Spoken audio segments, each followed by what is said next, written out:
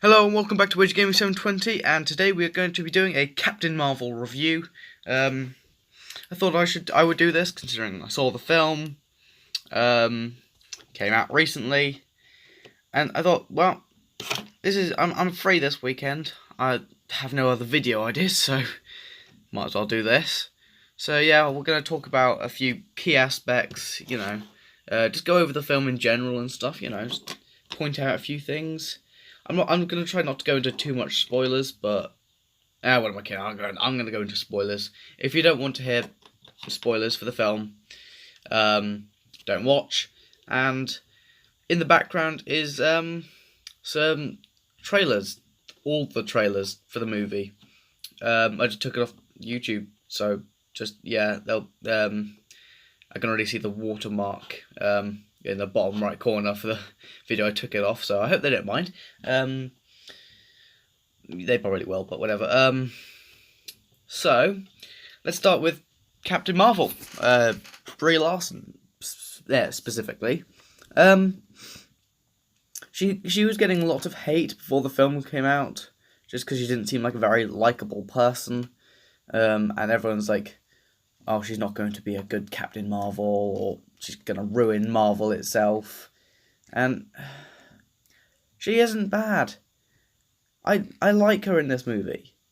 I mean, she's not like the best, but that's just writing.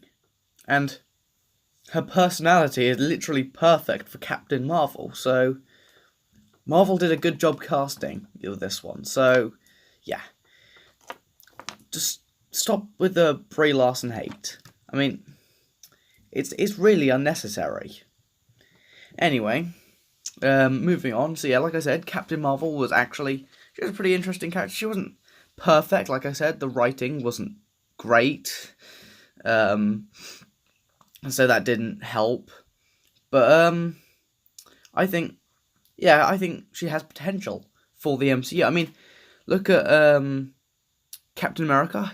He had a pretty good first film, but it wasn't the strongest. Thor, that was a very boring film. I mean, it was good, yes, but it was kind of boring.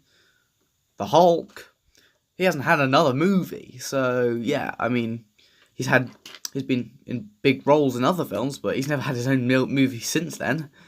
Who else is there?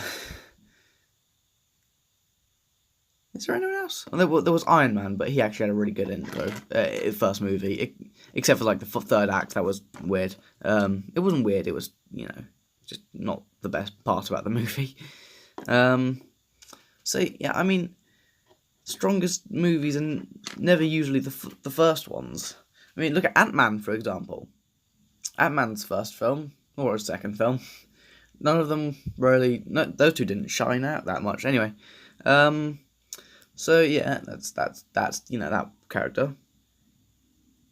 Then there's Nick Fury, played by Samuel L. Jackson. And I really liked him in this movie. It was nice seeing him before he gets really serious as director of S.H.I.E.L.D. So that was fun. His character was really, really good.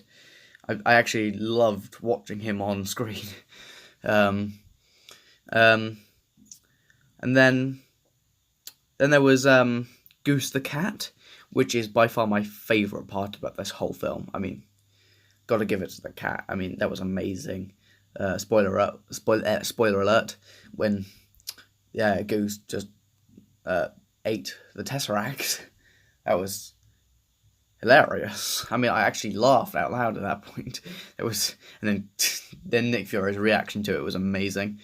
I want to talk about the de-aging thing. The de-aging thing looked really, really good.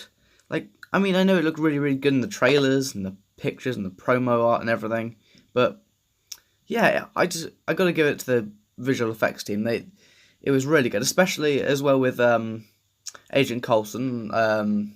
Forget the guy who plays him. Whatever, but that doesn't really matter. He doesn't look. Coulson doesn't look ridiculously younger.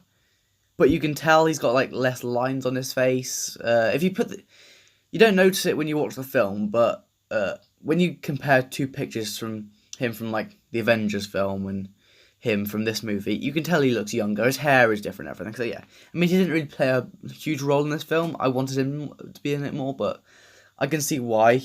I mean, he was probably filming Agents of S.H.I.E.L.D. or something. I don't know. I haven't watched that show in ages. Then there was the Skrulls. I want to talk about them. Especially Talos, however you want to say it, I don't care. He was actually really good. Spoiler again. The Skrulls really shined out in this movie. I mean, especially with them being refugees and not villains like the comics, and how the Kree were trying to make them seem like they were bad people, and that's why they had to stop them. So yeah, that was pretty interesting. I actually enjoyed that quite a lot. I do think if they're gonna do a secret invasion storyline, it's not gonna be these same Skrulls. I think it's gonna be a separate like faction of Skrulls, like ones that want revenge for something, but not ones that are just refugees wanting to find a home, because I think this movie is a good movie to set them up in the MCU, let people know who the Skrulls are, what they do, what their powers are and stuff, and then in another movie make them evil. I mean, that's a perfect thing to do. That makes sense. And then there's the Kree. There's people like, what was his name? Yonrog, I think. I can't, whatever, who cares. He was interesting. Not used a whole lot. He could have been used a bit more, but whatever. Ronan, I really thought he was going to have a bigger role in this movie, but apparently not. Maybe if we get a Captain Marvel 2, which could also be based in the past, we might, get to see more of Ronan. That could be a lot of fun. I would very, very happily see that. He wasn't perfect in Guardians 1, and I feel like his character could have a bit more explored with him. So yeah, that's fun. Oh look, there's Goose the cat. So yeah, that's pretty interesting. I want to think, is there any more characters, like big characters? Oh yeah, there's Carol Danvers' friend and her friend's daughter. I don't know what their names are. I don't really care. They were pretty interesting, but the daughter I feel is more interesting but less used. I don't really care about the other one. I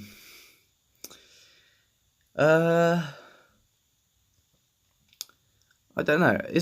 I can't think of anything else. To talk about character-wise. Gosh, I can't speak today. Character-wise. Maybe one or two, but I'm just having a quick think. Any more characters? I don't think there is. I'll move on. There's Captain Marvel, but I don't think I really need to talk about her. She wasn't really in the film that much, so I don't care. Visually, this film is fine. It looks good, just nothing stands out as good. Everything, it looks a bit bland, and sometimes the action fight scenes just kind of, they don't interest me. I just stop paying attention when it's like action fight scenes. Literally every action fight scene, I kind of stop paying attention. So that's kind of bad if it comes to that. A few other MCU films, big fights have not interested me. There are definitely films that do interest me when it comes to big fights, like Infinity War. Big fight, all the fights in that were amazing. You get the idea. These just weren't like standing out. I actually much preferred it when they were talking, because you might get a joke or something, or something interesting, whereas the fight scenes were just kind of endless and felt like they were weird and they didn't look interesting. The set design, though, was pretty good. I just think, a few more bright lights here and there in some scenes. I mean, all the Kree places are just dark and miserable. I mean, a few more lights, please. The costumes were really good. I really liked Captain Marvel's Kree outfit and her, what do we call it, her just colourful outfit. So yeah, the other things have got interesting looks as well. I just want to say, overall, I think a few hours after I watched the film, I rated it a 7.2 out of 10, and that's the region when it's fine, watchable, but it's not like amazing kind of area. It's good, yeah, and I think I checked just before recording this, and I checked like a week ago as well, more or less. It wasn't a week ago; it was more like 5 days, but whatever. Anyway, I checked the ratings for the film, and I think it settled about a 7.1. So I was 7.2. That's an IMDb score. I only really use IMDb. I don't care about Rotten Tomatoes, Metacritic, or any others. I don't like them. Especially since Rotten Tomatoes rated Black Panther better than The Dark Knight. But no, I'm not going to turn this into a rant video. I don't know why Thor was on the screen then, but he was. I haven't really been paying attention to the videos. You're probably getting kind of bored of them now. They're just looping around.